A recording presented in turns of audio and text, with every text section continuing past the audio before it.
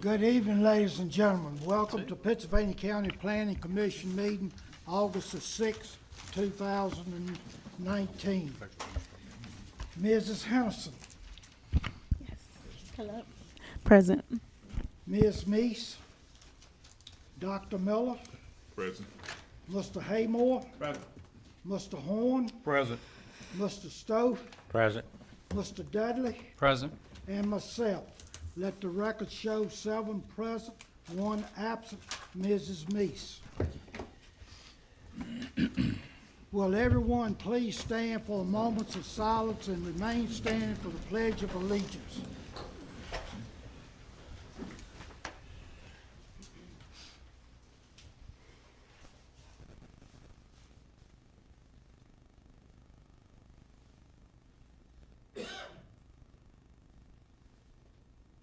Thank you. All citizens of the United States will join me in pledging allegiance to the flag of our country. I pledge allegiance to the flag of the United States of America and to the republic for which it stands, one nation, under God, indivisible, with liberty and justice for all. Thank you. You may be seated.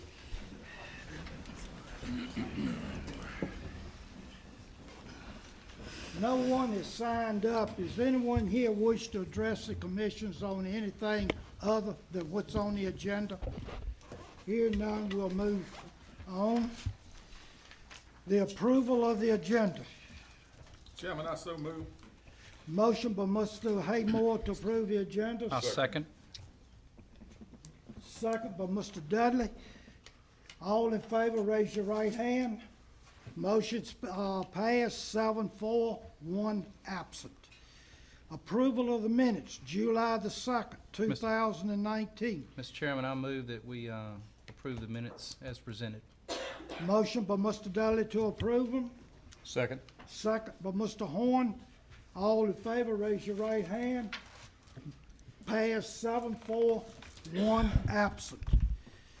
Chairman's report. Sad to report that Ms. Meese, her husband passed away this past week, and we definitely have the sympathy and prayers in with her, and the funeral was this past week, but I hate to report that, but as everybody knows, the illness he was in, it's because of relief. I know on her, of course, the loss is there, but That's right. the suffering that she was going through with her husband. That's right. Also, I got notice that the Federal Energy Regulatory Commission will be having a notice of a liability of the draft environment impact statement for the proposed Southgate project by Mountain Valley Pipeline. And in our area, it will be held on August the 20th, 2019 at the Old Dominion Ag Complex from 5 to 8 p.m. And the public is invited to come, and you can make statements, written statements, but I just wanted to be sure to bring that out. Also, Dr. Miller's wife, Ms. Miller, certainly want to recognize her being in attendance tonight. And Dr. Miller, I know you're proud to have her there. Yes, and I know she will not correct you when you get home or anything, but we're sure of that. But welcome, Ms. Miller. Certainly glad to have you with us. And also, we have Nathan Hawker, that's from the Stanton River District, and I think this is his first attendance, that he wants to see how the business of the Planning Commission operates in Pittsylvania County. And Mr. Dudley, I think you might want to have something to say about that being Stanton River. Yes, sir. He may not admit it, but he's a good friend of mine, and it's all good. And he's a wonderful person. He has his own business. He's got a logging business, and he graduated from Virginia Tech here in Virginia, and go Hokies. He's a wonderful person. Just make sure you make him invited tonight. Thank you. Thank both of y'all, Dr. Miller's wife and Mr. Hawker. Ladies and gentlemen, pursuant to Article 5, Division 7 of the Pittsylvania County Zoning Ordinance, we, the Planning Commission, have been empowered to hear and decide specific applications in support of said ordinance, and to make recommendations to the Board of Supervisors or the Board of Zoning Appeals. In accomplishing this important task, we are charged with promoting the health, safety, general welfare of the citizens of Pittsylvania County. We must ensure that all our decisions and recommendations be directed to these goals, and that each be consistent with the environment, the comprehensive plan, and the best interests of Pittsylvania County, its citizens, and its posterity. Anyone here to speak to the board regarding zoning cases will be limited to 3 minutes. At 7:05, case R 19-022 is open to public hearing. Ms. Hayes.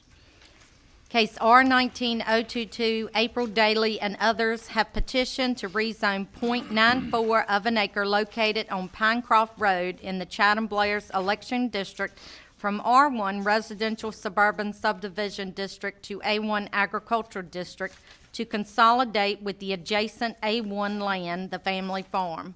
Once the property is rezoned to A1, all uses listed under Section 35-178 are permitted.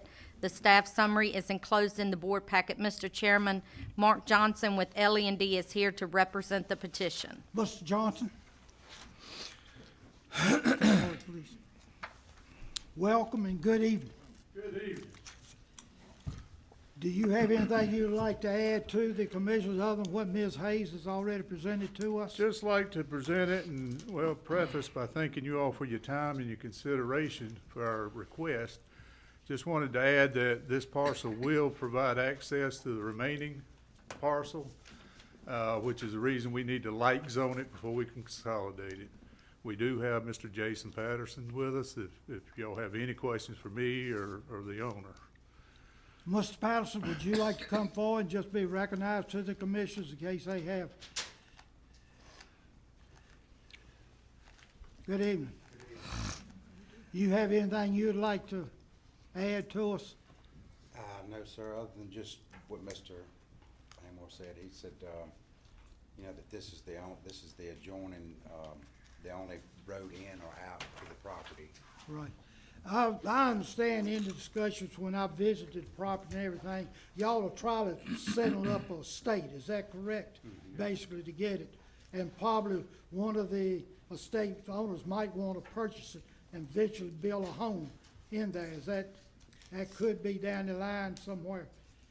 Yeah, I was wanting to build a home there if possible. Right, but it's correct me, but this is just a lot on the front, and you join it to the property in the back, is that correct? Yes. Of which is already agricultural, and it's in agricultural use.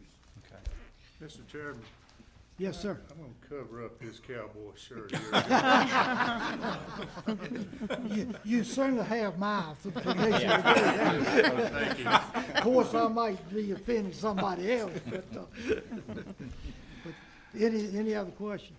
No one is signed to speak on this. Does anyone here wish to address this before we close the public hearing that did not have opportunity to sign up? Thank y'all. At 7:08, case R 19-022 is closed to public hearing. Any discussions? This is in my district. I have visited the site twice. I talked with Mr. Johnson. I highly recommend that we change this because, as I said, the lot right now, it has grapevines, it's growed up.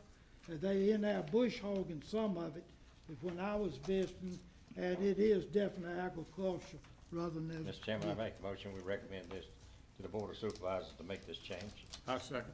Motion by Mr. Stowe, second by Mr. Haymore to recommend to the Board of Supervisors the zoning be changed from R1 to A1. Any other discussions? Ms. Hayes, call the roll, please. Mr. Motley? Yes. Mr. Dudley? Yes. Mr. Stowe? Yes. Ms. Meese? Ms. Henderson? Yes. Mr. Haymore? Yes. Mr. Horn? Yes. Dr. Miller? Yes. Seven. Case R 19-022 is recommended to the Board of Supervisors by a vote of 7-4, 1 absent, to change the zoning from R1 to A1. Thank y'all, Mr. Johnson. At 7:09, case R 19-023 is open to public hearing. Ms. Hayes. Case R-19-023, Maxi Properties and Jessica and Brandon Driver have petitioned to rezone .169 of an acre from agricultural, A1 Agricultural District to R1 Residential Suburban Subdivision District and .16 of an acre from residential, R1 Residential Suburban Subdivision District to A1 Agriculture District. They're just swapping property lines. The parcels are located on Jones Mill Road in the Tunstall Election District. Once the properties are rezoned to R1 and A1, all uses listed under Section 35222 and Section 35178 are permitted. The staff summary is enclosed in the board packet. Mr. Chairman, Hank Maxey is here to represent the petition. Mr. Maxon. Good evening and welcome. Thank you, Mr. Motley, Ms. Hayes, board. Do you have anything you'd like to add to the? I presume the proposed plat's in your packet. Yes, sir. Mr. Driver is here with us tonight. There's an odd-shaped lot, and we're just swapping the bottom corner off and getting the odd shape out of ours and adding a squaring up his lot, so it's pretty straightforward. Any questions? No one is signed to speak for this. Anyone came in late wish to address that did not have opportunity? Thank you, Mr. Maxey. At 7:11, case R-19-023 is closed to public hearing. Mr. Chairman, I make a motion that we approve this request as presented. Second. Motion by Mr. Stowe, second by Dr. Miller, that case R-19-023, the zoning be changed from A1 to R1 and R1 to A1 to the supervisors. Any other discussion? Ms. Hayes, call the roll. Mr. Motley? Yes. Mr. Dudley? Yes. Mr. Stowe? Yes. Ms. Meese? Ms. Henderson? Yes. Mr. Haymore? Yes. Mr. Horn? Yes. Dr. Miller? Yes. Case R-19-023 by a vote of 7-4, one absent, changing zoning from A1 to R1 and R1 to A1 to the Board of Supervisors. Thank y'all. At 7:12, case S-19-009, open to public hearing. Ms. Hayes. Case S-19-009 Sycamore Solar One LLC has petitioned for a special use permit on a total of 985.84 acres, 7 parcels of land located on East Gretna, Hickey's, Farmers, Edmonds, Buckman Track, and Renan Roads in the Bannister and Callens Gretna election districts for a utility-scale solar energy facility. Of the 985 acres, they plan to use 500 of the acres. The staff summary is enclosed in the board packet. Mr. Chairman, John Puvak is here to represent the petition. Mr. Kuzak. Good evening and welcome. Good evening, Mr. Chairman, members of the Planning Commission. Again, John Puvak, happy to be here on behalf of Sycamore Solar One LLC. They're the applicant of this project. We believe all the information is in your packet. We're going to present some information tonight, but at the end of the meeting, we'd be happy to have your recommendation of approval to the BZA. I want to introduce the other folks that are here with me tonight. Please do. I have Patrick Buckley, who is a Director of Development for Open Road Renewables, which is the affiliate of the applicant of this project. And Patrick's really the point person of this project. He's been the boots on the ground that have been talking to landowners and getting this project off the ground over the last couple of years. So he's going to go through some of the details. I also have Mike Volpe, who is Vice President of Open Road Renewables as well. And also have Welcome. Rick Thomas, who is an engineer with Timmons Group. He's an environmental and consultant engineer so he again is some of the technical analysis. Welcome. Good evening. So what I want to do first is flip it over to Mr. Buckley and let him kind of walk through the site plan and talk about some details. And I'm going to come back and talk about the conditions that we have associated with the application. Please come forward, sir. Thank you.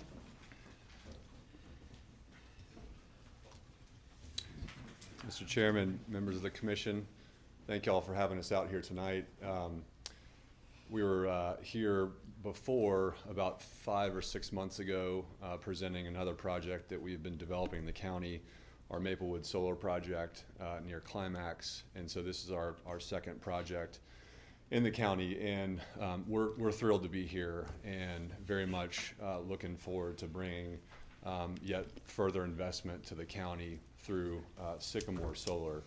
I'm going to try to be as brief as I can. I know y'all have information in your packets, and I'm sure y'all know about the project in general. But again, Patrick Buckley, Director of Development with Open Road, and the project, as you can see in the site plan, that hopefully is blown up enough so y'all can see it. I know you've got some site plans in your packet there, but the project's about 8 miles east of Gretna, off of 40. We've been working with a few families over the last few years. There's 3 families who are participating in this project, and these parcels represent, as Karen said, about 985 acres. Our process going forward, as you probably are familiar now with having seen some projects come before you, solar projects come before you, it's a chicken and egg process where it's necessary to get the local permit before you go and actually do a bunch more work on the site. And so when it comes down to it and we're ready to begin construction, this footprint will have shrunk from 985 to down to a max of 500, as she mentioned. This is a very similar, everything that's inside the fence line is exactly the same as you've seen before in the other solar projects. You've got landscaping that's surrounding the fence line. You've got the panels that are within the fence and the infrastructure that comes with it, including some roads that would need to connect the project. It would tie into a 69 kilovolt line, which is coming southeast, running northwest, that intersects the pipeline that also runs through that area. That's general the ins and outs of what would be comprised of the project. And feel free to interject with any questions if you have any. And so real quick on the permitting, you're also probably familiar with the process. You would get a local permit, which we're really hopeful that we would have a recommendation to the BZA tonight. Then from there, you've got to do a bunch of work, studies that would feed into a state process, which is called permit by rule. Then you've got to work with the DEQ on getting stormwater permits, and then work with the county on final site design, and we're still a little bit ways from that. Our outreach efforts over the last few weeks and couple years, I should say, have been productive and positive. I know a couple of you were at our community meeting that we held in late July. Prior to that community meeting, which we held at the Gretna Fire Department, we sent letters out to all the adjoiners, and a lot of them had already received contact from us prior to that. But for those who hadn't, we wanted to make sure that they were aware of the project, had my contact information, then scheduled the public meeting, which we advertised in the paper. It was a really positive night. We didn't have anyone show up with too many concerns. No one showed up in opposition. In fact, it was the opposite, where we had a lot of folks who showed up who were really looking to find out how they could join the project, mostly farmers. So it's been a really a positive experience over the last couple years. I wanted to make one note. I met with a church along 40, and we talked a lot about the project, and there's a field that's across the street from the church that we could use for the project that's enclosed. I'll show you about where it is. It's right here, and there's a 4-acre open field that we included in our site plan, but that we're going to actually agree to not use. To address their concerns, and I believe that they are satisfied and happy with that decision. So I just wanted to make sure y'all were aware of that. And John, correct me if I'm wrong, but I believe prior to the BZA will provide the exact GIS location of that field, so it's in the record. Is that St. Andrews? I'm sorry? Is that St. Andrews? St. Andrews United Church? Methodist. Yes, sir. St. Andrews. I'm sorry. Yes, sir. So I'll stop there, and happy to talk through questions if y'all have any now or later. I know John's going to go through a couple more things. Any questions? Thank you. So there's a couple things that we know the planning commission has defined. The first, the planning commission always has to look at the comprehensive plan and ensure that this project is consistent with the comprehensive plan. We believe it is. You know, there's several elements of the comprehensive plan that this project supports in terms of natural and cultural environment. The comprehensive plan notes opportunities for innovative new energy production, certainly what solar, utility scale solar energy provides that. Community facilities and services, there is no demand on public services. You know, this is, you know, one of those really quiet neighbors that doesn't increase school capacity or water or sewer demands or anything like that. Economic development, there certainly is increased tax revenue over and above the current status of the land as you pull out a land use. And also this preserves, you know, a property for long-term agricultural use. I mean, these projects will have a lifespan, and at the end of that lifespan, the applicant's committed to decommission the project. So, you know, again, it allows the property to stay in agricultural use and, again, allow future use for another generation. The zoning ordinance, you know, again, there's conditions that we offered as the applicant that talk about additional restrictions. You have the zoning ordinance restrictions, and there's additional conditions that we propose that we think are meaningful. I just mentioned one, you know, decommissioning, for example. And there's, we've worked with staff. There's, you know, as we keep going through this, you know, keep refining, you see more solar projects, and we're supportive of the staff's conditions. We worked with them. We have one change we'd like to present in terms of on the setbacks, and that setback is really trying to unify what we believe are important setbacks. You know, as Mr. Buckley said, we've designed this project to have what we think are meaningful setbacks from things that need buffering, right? If it's a road or a structure, you know, again, there's not much in terms of residents here, but we try to come up with thoughtful setbacks with the ordinance. The county's current zoning ordinance deals with side setbacks in terms of road frontage, and that can create sort of in terms of our initial models, can create sort of an anomaly when you have large projects like this that have significant road frontage, maybe on different sides.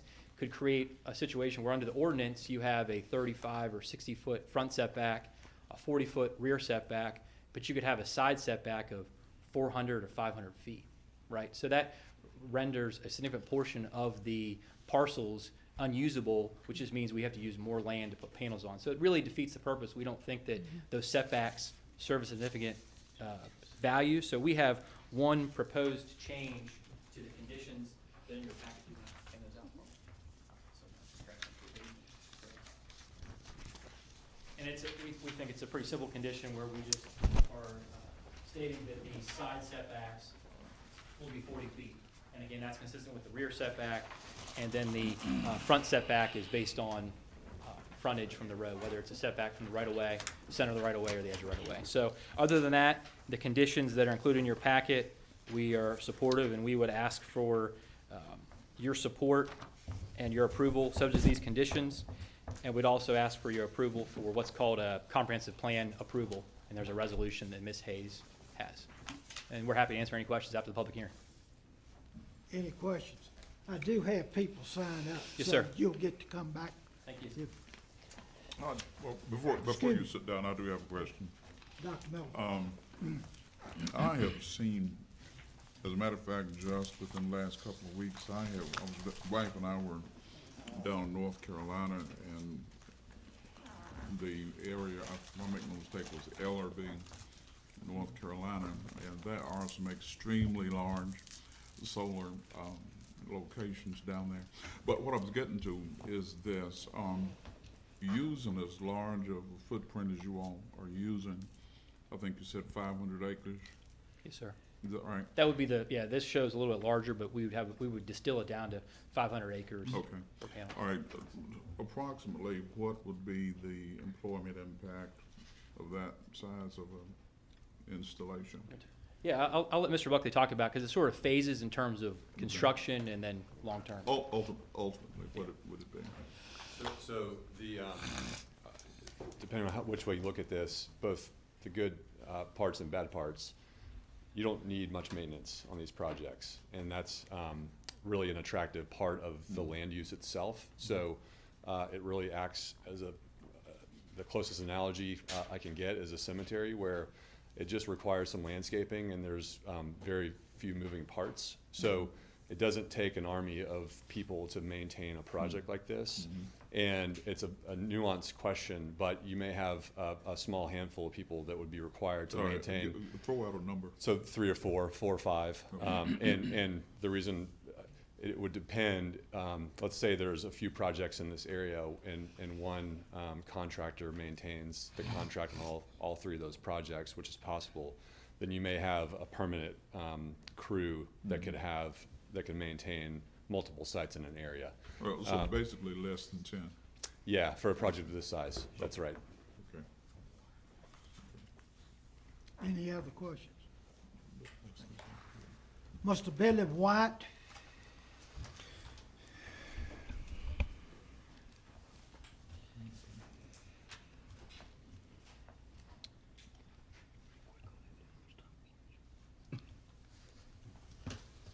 Welcome, good evening. Hey, good evening. That's right. Definitely good evening, Mr. Motley and the commission. I'm glad, y'all taking the time to listen to us tonight on this proposal. Well, like I say, I'm Bill White. I own approximately 340 acres of land in Pittsylvania County that is being proposed to be part of the Sycamore Solar Project. This land has been farmed by my family for 4 generations. I have raised tobacco, beef cattle, and grains on this family farm for 31 years. Due to the rising expenses involved in tobacco farming and the cut in the contracts, I have decided not to continue to grow tobacco on the farm. My wife and myself have raised 2 sons on the family farm. I had hoped that farming would continue to be the profitable career for our sons. However, with the lower prices of cattle and grains, and the tobacco farming is not as profitable now. I have discussed the future of our farm with my wife and 2 sons. We together feel like change is a good thing. The Sycamore Solar Project will provide certainty for our family to continue farming, and the solar project will ensure that our land will remain in the family. The solar project will mean increased tax dollars for Pittsylvania County and provide clean energy that will last for years. Thank you for reviewing this project this afternoon. Any question for Mr. Yes. White? Okay. All right. Thank you, sir. Thank you. Mr. Steve Scruggs?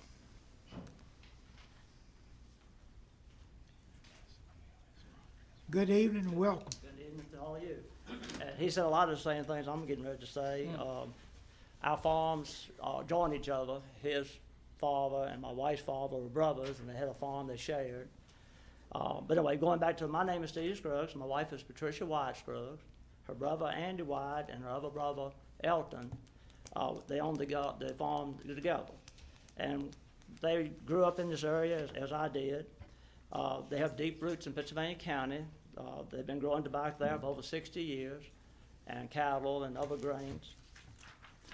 At this point, we're not growing any tobacco on our land. Bill had grown some in the past, but he's discontinued that. So we have a little pasture land. He grows some hay for his cows, but there's not a lot of income coming in. So basically, you got money going out for taxes and insurance and other things, and very little money coming in. This solar project is hopefully going to allow my wife to keep this land in their family for the next number of years. According to the Downville paper just today, tobacco in Pittsylvania County is vanishing. Small family farms in all of America is vanishing. Solar is one of the ways that maybe some of these farms can continue farming and continue doing things to keep it in the community. Technology is improving every day. We don't know how much of this is going to change in the next 4 or 5 years or 10 years. The land we're using today might produce enough energy for a small city, but in 20 years it might produce enough energy for a large city. Who knows? This is a way for farmers to keep their land, to stay in the community, to pay taxes, not to have to sell off to some big corporation somewhere or another. It sounds like to me it'll be a win-win for everybody. I noticed also, my wife and I taught school for 40 years. I'm a graduate boy. And looks like my granddaughter will be going to Tunstall, and I got a red truck, so I'm getting over that way already. But, and I also see 3 or 4 of my students here today, so I hope they do well. Thank you a whole lot. Any questions? Thank you, sir. Mr. Groves. Mr. James Thompson.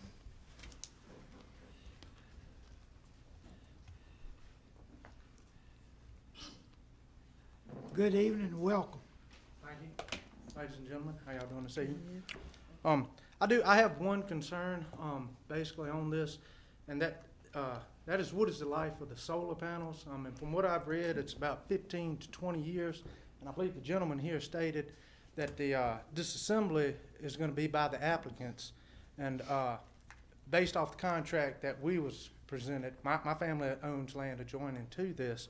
The applicants are going to have to, like he said, disassemble these solar panels in 15 to 20 years, and it's hazardous waste. And I mean, when you put hazardous waste and cleanup together, the cost generally is astronomical.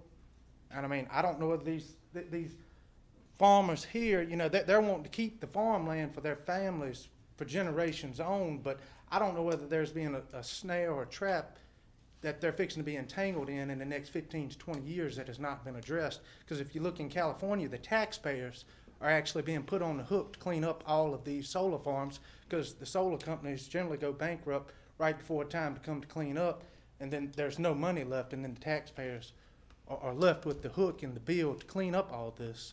Now, I know that Pittsylvania County has already approved 7, 8, 9 solar farms. I just don't know whether the councils have done the study into the future and the disassembly by the applicants, I believe is what this gentleman has stated. And if the applicants can't disassemble it and it's hazardous waste, I mean, somebody's gonna have to clean the mess up. To answer your question on that, the county, we have an ordinance that they have to provide a bond. That's right. So they have to clean up. They do not, the bonding company will bring in a contractor and pay. They have to sign a contract with the county, not with us or. Oh, okay, that's all I know. I just wanted to make sure that everybody was But gonna it be is covered. a bond in place and it's reviewed every 5 years. Am I correct on that, Mr. Sides? That is correct. Every 5 years, it is updated, and if the cost of replacing escalates in those 5 years, the price of the bond goes up 5 years to cover. Okay, that sounds good. I just wanted to make sure, from what I've read, that's the only thing that I was kind of worried about, so. But we I just do wanted- have that, the county do have that in place. Sounds And good. the company realize that before the permits the issue, they have to provide the bond. So, but still, the landowner's gonna have to fit the bill. If the landowners can't fit the bill to clean up, then it falls back on the bond. Right, it falls back on the bond company, not the landowners. Not or the landowner, anything. it's the solar company. The solar company is what it comes back on. Okay, thank you. Thank you, Mr. Thompson. Any questions for him? Thank you. Mr. William Rowland. Good evening and welcome. Good evening to you, sir, and the panel. I'm wondering about the environmental part of it. I've been reading that it causes cancer and stuff like that, and it makes noise.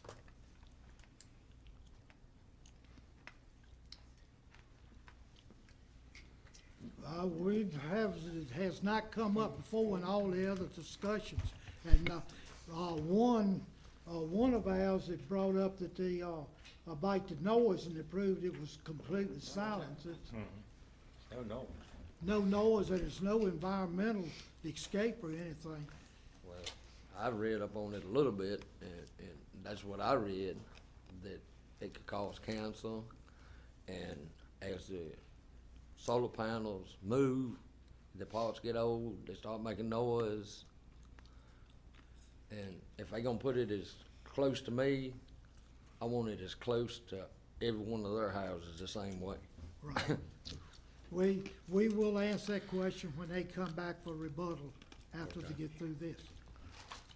Let them address that question Okay. to us. All right, thank you, sir. Any other questions? Is that all you have, Mr. Rowland? Yes, Okay, right now. thank you. Thank you, sir. Thank you. Is that Tanya Pope? Did I pronounce that right? Good evening and welcome. Good evening, thank you. I just got just a few concerns, but some of them were actually answered. One of the questions I had was the location. I understand it's 900 and some acres and you're only using 500. But will landowners get a notification as to the specific 500 acres so we'll know how close it is in proximity to your land and homes? Yeah, he So said we'll get yes, they official will. notifications, yeah. Okay, and the other question I had is concerning, regarding current, zoning for the property in that area. How will this affect any future permits, such as, the land I currently own is uninhabited, there's nothing on it. But will the fact that this solar farm would be on there, would that affect, how's that gonna affect any future permits that would be issued if I needed to change my zoning from rural to commercial and things like that? Do you think that's gonna have a future effect on that? It should not have no future effect at all. I mean, think so. commercial- If you're going commercial, it should be an advantage. Right.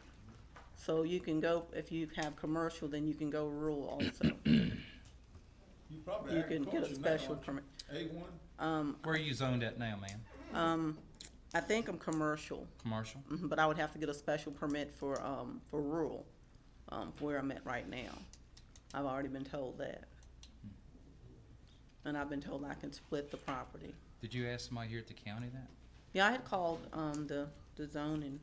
You would just have to petition to rezone the That's all property. you'd have to Okay, do is okay, all right. petition to rezone it. I didn't- Okay.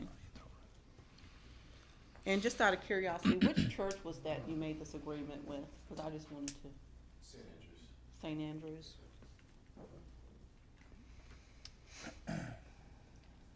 And how long for the construction? On this project, probably 9 months or so.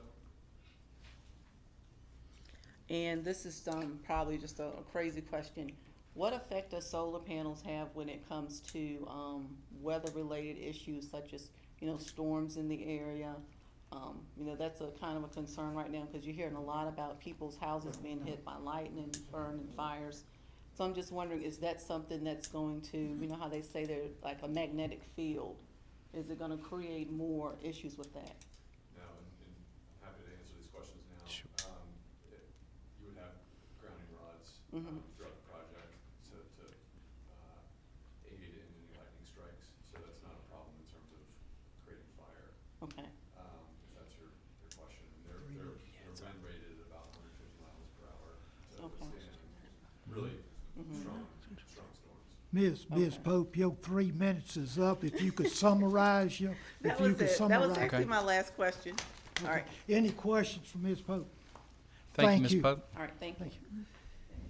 That's the last person I have signed up. Has anyone come in late that did not have opportunity to sign up and wants to Got one right address? there. Please Center. come forward and give us your name and address, please. Hello, my name is Kashana Coles, and I own property adjacent to where they're wanting to install these. I wanted to know if we could get a copy of the packet that you presented to everyone else. Okay. Could we get it tonight or? Yes, ma'am. Okay, perfect. Okay. And I wanted to know, I know you said that it will not be across from St. Andrew's Church. Do you know exactly at this point where they will be? That will be determined in the coming months. Okay. And do you guys know of any side effects as far as wildlife, residents, or anything that No, we will be in fact, we disclosing? do, the studies that we do will ensure that there are no wildlife impacts. That's one of the steps required for the state permit. Okay. And I know one of the other gentlemen that stepped up, he asked about, or mentioned a lifespan, but I never heard anyone else say the exact lifespan of these solar panels. So these panels can actually last decades and still produce energy. Okay. They use them meant to last 40 years or so and still produce about 80% of its power. In fact, they're fully warranted for 25 years. So there's a lot of stuff you can read online, but in the end, these projects can last a long time. So this particular project, you don't have a lifespan at this point? Our permit would be, this project would be up to 40 years. Up to 40 years, Yes. so nothing definite, but up to 40 years. Okay. And what are the benefits to the other residents other than taxes? Well, depends on your perspective, but if some people don't want noisy neighbors, this is not one of them. In fact, there's little noise produced, so there's no noise produced by the actual project. The only noise that you'll hear, if you're a neighbor, is from people driving in and out, and compared to what land use is now, it's likely to be less impact than what you already have out there. So it's, to me, this is because it doesn't smell, you don't have any noise, there's no dust coming off the project. It just sits there, and it's got landscaping that will ensure that over time your views are mitigated if you did have a view. Okay, so that was one of my other questions is, do you have any idea of, like, will it be right on the road where it would be viewable, or So is it gonna be there's off? a setback, so we'd be following the county ordinance. Okay. And there's a setback that we would have to adhere to, and then there's a landscaping plan that also adheres to as well. Okay, so right now you don't know how far off?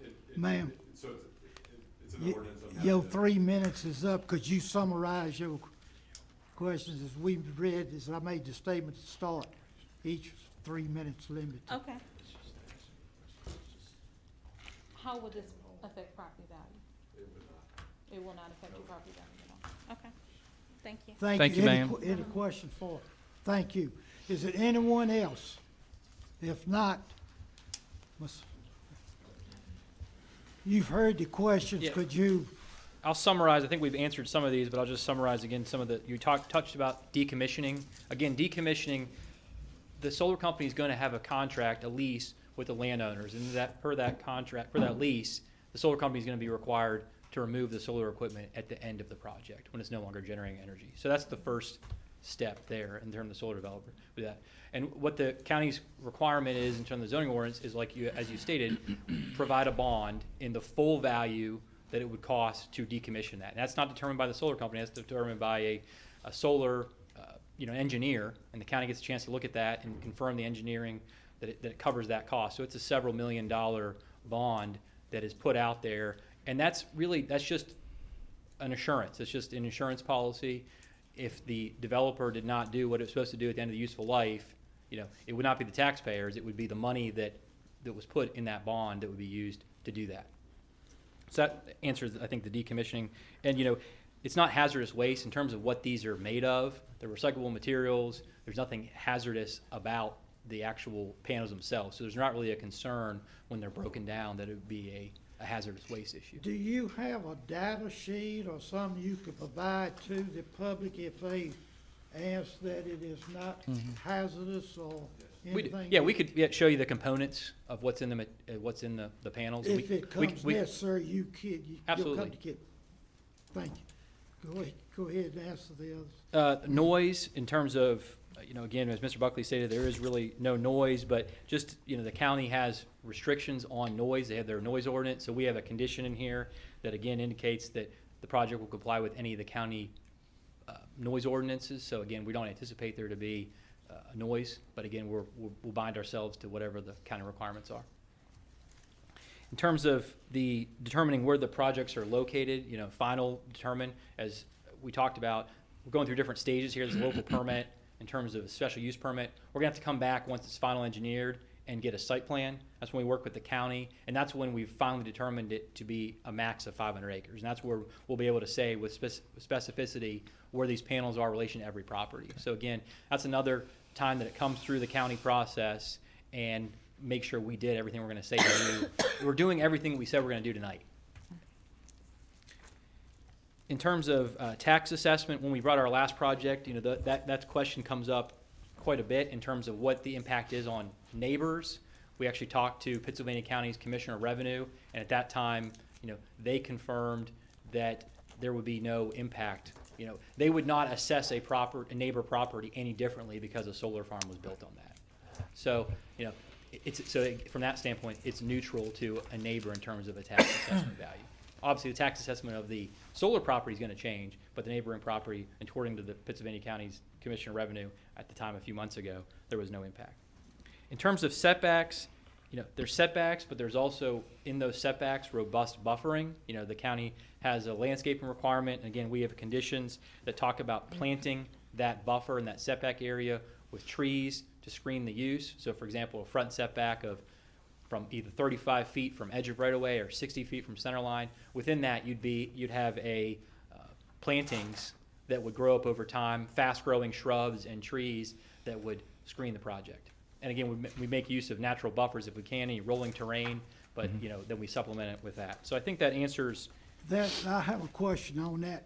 Sure. On your fence, I know you maintain inside the property. What about maintaining the fence, keep vegetation off the fence, such as the kudzu lines or honeysuckle vines or? It's still within the property line, right? So even though the fence is within the property line, it still would be maintained. So the fence would be maintained. So that crew that Mr. Buckley talked about that's maintaining, that's all part of the maintenance and also making sure that the solar panels themselves are well maintained. So inside and outside that fence on the property line. Mr. Stone. Let me ask you a question. This came up, and as people talking about it. The property you're renting, in other words, say a man's got a farm, maybe half of the land on that farm is sited towards the sun, and you put panels on it, and the other half's coming the other way. How is the rent determined? So much a panel or? Yeah, I'll let Mr. Buckley talk about that. So typically, you can either do one of two things, purchase land or lease the land. If you lease the land, then you would basically pay the owner of the property per acre that's included in the project. And if you purchase the land, then it's a much easier path in buying the land, and it belongs to the project. Does that address the question? Yeah. Okay. One other question. It has come up not only this hearing, but other hearings. Sure.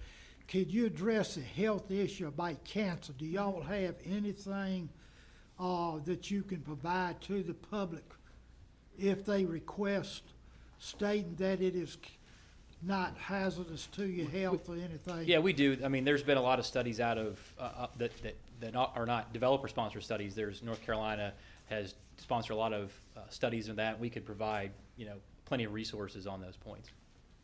Yeah, NC State has a fantastic, a couple of documents that cover a lot of questions that we typically get, and we'd be happy to provide that to you. And I don't know if you want to put it on a website, but I could give it. Well, I to think folks. it'd We be can to get it to the Ms. Hayes zoning. and she can get it posted. Right, and Ms. we'll Hayes, bring because- copies. We'll bring copies to the. Right, you PCA. heard the public, they were questioning it tonight, Right. so that's the reason I'm asking that Yes, question. sir. It's, I know we'd addressed it before, Right. but that's it.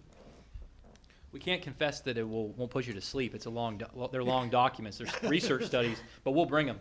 Absolutely. Any other questions?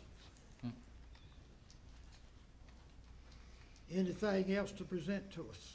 Nope. Again, we would just ask that you approve this subject to the conditions with the one modification on the setback. Thank you. Greg, on the setback, that's the one question I have. Can we do that against the ordinance? I mean, against the county's?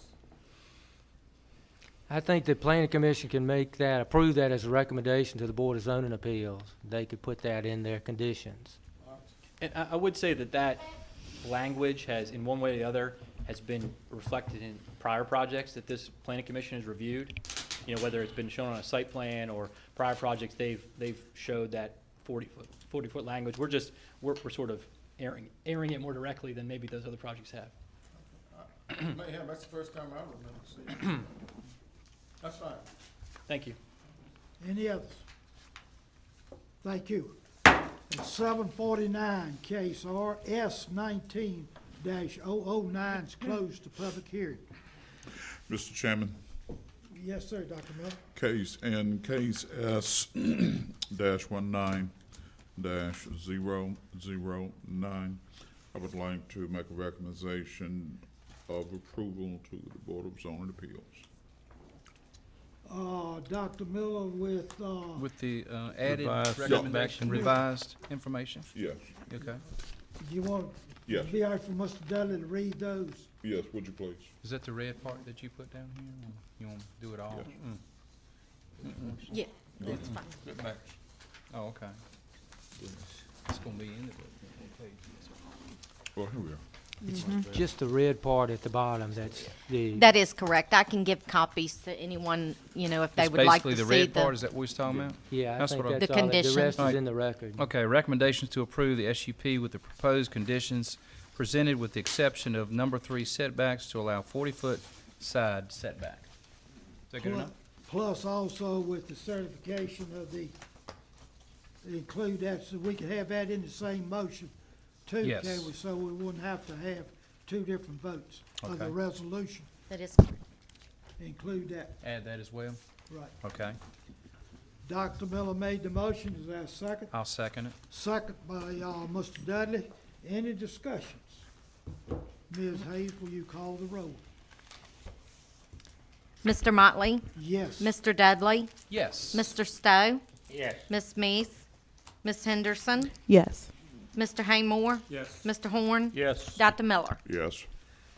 7. Case S 19-009 by a vote of 7-4, 1 absent, and recommend a special use permit be issued by the Board of Zoning Appeals with the provisions as stated with, and the, resolutions. Thank y'all. If you leave, we ask you to leave quietly. We have other business to do. Old business. Ms. Hayes, you have any? I don't have any, Mr. Chairman. Ms. Sides? I do not, Mr. Chairman. New business, we have discussion on veterinary clinics and setbacks. Ms. Hayes or Mr. Sides? Who's gonna? Well, maybe we'll team up on this one. And she'll be my expert as far as the zoning requirements. But we just had a situation that came up recently that a particular person wanted to reopen or operate a veterinarian office that had a kennel facilities associated with it. And when we were looking at our current ordinance, it was very difficult to meet the setback requirements that are pretty extensive in terms of 200 feet up to 500 feet setbacks. So it was raised through the supervisors back to staff of, is this something that we can look at and consider whether there's options available or not? So Ms. Hayes did the research and checked with other localities to see how they treated a similar situation. And I'll let her go over the specifics, but we have put together this sheet. We made some recommendations. Karen, you want to talk about what other localities are doing? Yeah, this come up because the facility is actually on Mount Hermon Circle in 41. The fenced area is already there, but they wanted a canopy for the dogs that were kept outside in the existing fence. They just want the canopy so the, to shade the animals during the day when they're out playing. So, in order to do that, we had to issue a building permit, and the building permit with these setbacks, they can't provide any shade for the animals out there. So what I did was looked at the surrounding localities in Campbell County. I spoke to the zoning administrators in these localities also. Campbell County, it's currently listed as a special use permit in a commercial district, and it's permitted in an A1 district. Henry County, it's regulated by a special use permit. Halifax County, it's special use permit in M1, which is an industrial type district. Franklin County has the same setbacks we do. And then Bedford, it's a use by right in some of the agricultural districts, and some of the commercial districts, and some of the industrial districts. So we didn't know if the Planning Commission just wanted to make a recommendation to hold a public hearing and review this, and, you know, change the setback regulations. And then by special use, it can be left up to the Board of Zoning Appeals to put certain restrictions on it as to times of operation and, you know, that it's soundproof building, setbacks, and, you know, when the dogs need to be up. In terms of the staff discussion on this, as we talked about what's the best way to handle this, there's a lot of pluses in the special use permit process, because a veterinarian clinic with a kennel operation could be no issue at all, or it could be pretty controversial depending on the neighbors and the neighborhood. If they go through the special use process, then there's public hearings involved, both with the planning commission, as you know tonight, and then the Board of Zoning Appeals. So the public, the neighbors would have a chance to speak up. The special use process gives the flexibility of you to recommend conditions to the BZA, and the BZA can say, in this case, based on the neighborhood, you need to stay 100 feet off of the property line, or you need to keep the animals inside after 10 o'clock. So it gives them the flexibility. It may be in a completely rural area, or it may be in a neighborhood. So our thoughts is, you know, that the special use permit holds a lot of positives in terms of regulating this type of use. But we just wanted to suggest that to the planning commission for your consideration. Well, what we need to do is have a committee to come back and make recommendations to the planning commission, or just, I think that would depend on your level of comfort tonight. If you thought this approach sounded appealing or seemed reasonable, then I think the next step would be you would have a public hearing at your next planning commission meeting. And at that point, it's still just a public hearing where you have folks come in and say, we're proposing to change our ordinance to say this, and you get a feel for whether the people are opposed to it or support it. So you'd still have that month for your public hearing, and then it would just be a recommendation from that back to the board. to the Board of Supervisors. Board of Supervisors. recommendation. We would have a public hearing and make a recommendation from that to the That's- Board of Supervisors that they change. Exactly the right. setback.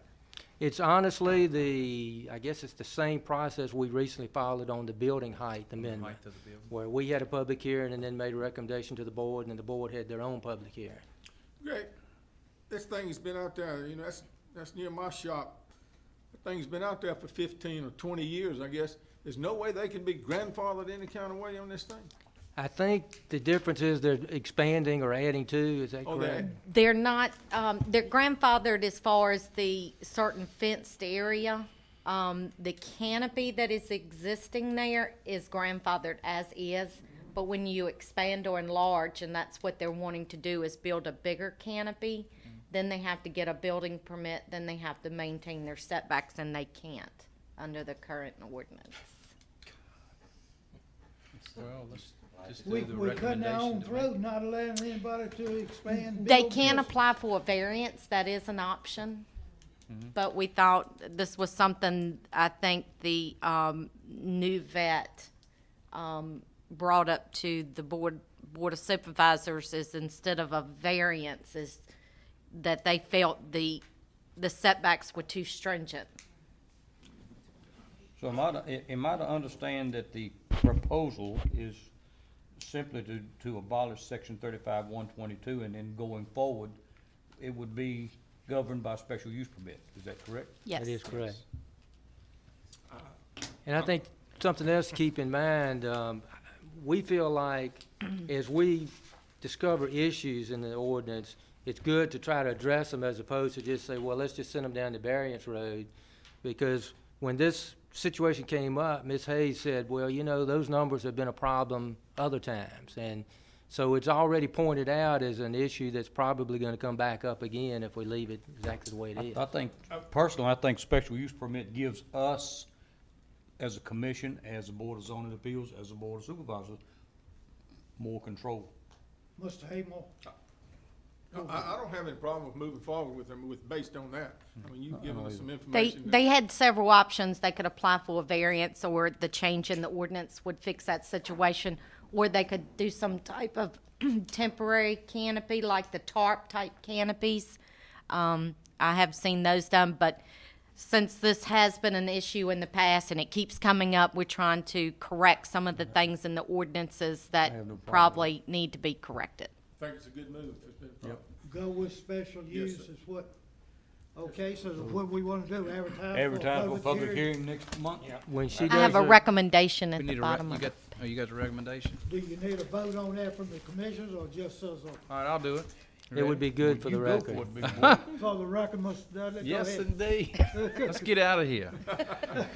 Wait a minute, I gotta go for it, but I ain't got my glasses on. I'll make a recommendation to hold a public hearing to review and make recommendations on proposed changes to the zoning ordinance regarding section 35-122, commercial kennels, veterinary, and animal hospitals. I second the motion, everything he Motion by said. Mr. Horn, second by Mr. Dudley. Any discussions? All in favor, raise your right hand. Motion's passed 7-4, 1 absent. Any other new business? I had nothing else, Mr. At Chairman. 8 o'clock, adjourned.